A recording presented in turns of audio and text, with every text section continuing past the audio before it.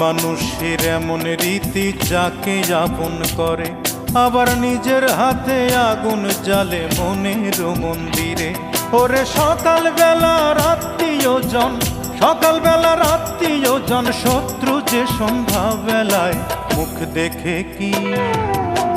দেখে কি মানুষ চেনা যায়, মুখ দেখে কি